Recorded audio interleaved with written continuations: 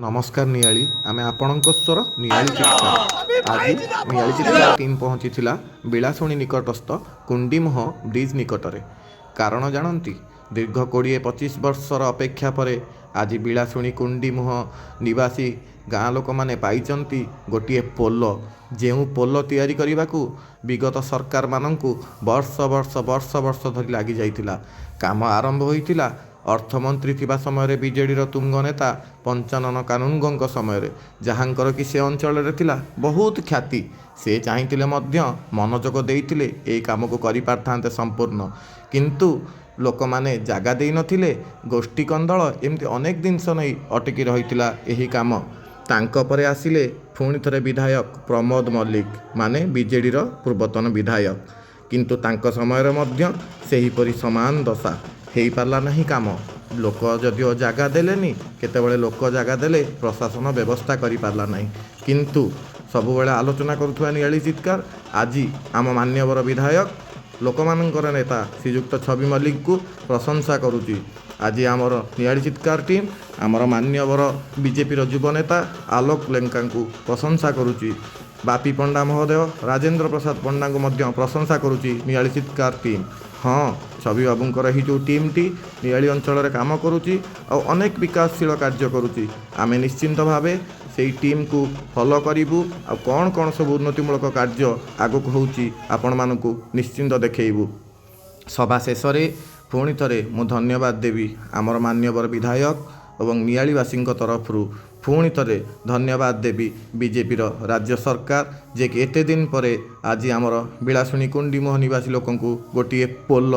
दे पारिछि जो पोल कि सेमानक पई यातायात और जीवन धरणर मान परिवर्तन करिबारे सहायक हब हाँ आउ एतिकी कही रखे जी से रास्ता को देखी से जानी कौ परिस्थिति कौ प्रकार अवस्था से रास्ता थिला से पोल को तलू को ओह्लैला बेलू को अभिज्ञ ड्राइवर माने मध्य डरी जाउथिले किंतु आज आम मान्यवर विधायक और जो दल आज सरकारी दल रे अच्छी जो सत्ताधारी दल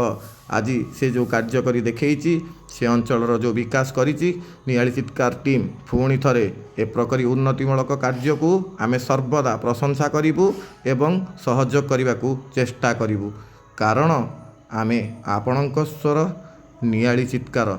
हाँ आपरे आम विधायक महोदय कौन कहते टिके शुणु तापर वीडियो शेष भाई 20 वर्ष पूर्व ये ब्रिज निर्माण होता आज 20 वर्ष पर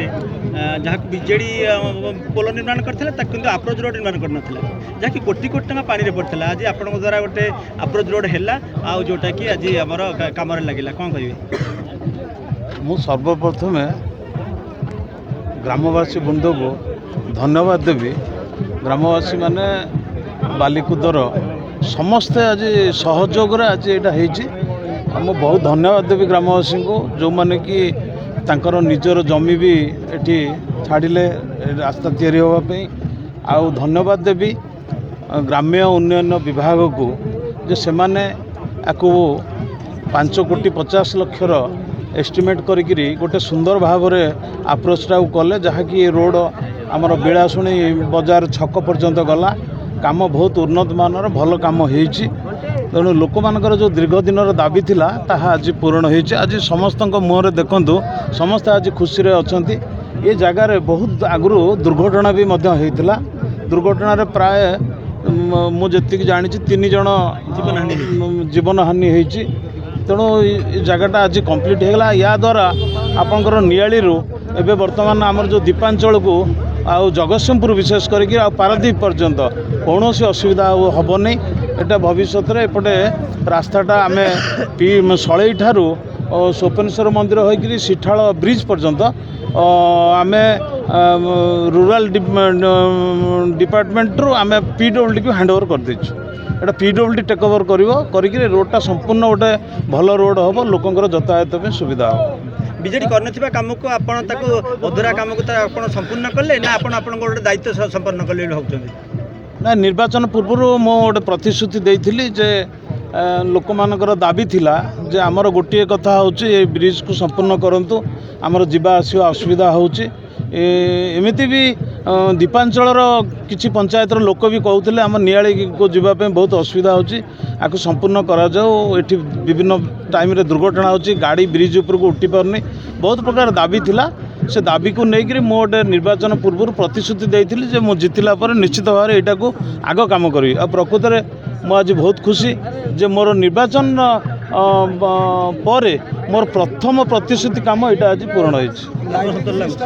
ଆଜ୍ଞା ଆତ୍ମସନ୍ତୋଷ ଲାଗୁଛି ନା, ବହୁତ ଆତ୍ମସନ୍ତୋଷ ଲାଗୁଛି। ଆଉ ମୁଁ ବି ଗ୍ରାମବାସୀଙ୍କ ଉପରେ ବହୁତ ଖୁସି, ସେମାନେ ବି ମୋ କଥାକୁ ଶୁଣିଲେ ଏବଂ ସମସ୍ତେ ବି ତାଙ୍କର ଜମିକୁ ଏଠି ଦେଇଛନ୍ତି, ତାଙ୍କ ଜମି ଛାଡ଼ିଲା ପରେ କାମ ହେଇଛି। ସାର୍ କ'ଣ କହିବେ ଯେଉଁ ଲାଇଟିଂ ସିଷ୍ଟମଟା ବି ଆଗାମୀ ଦିନରେ କରାଯିବ?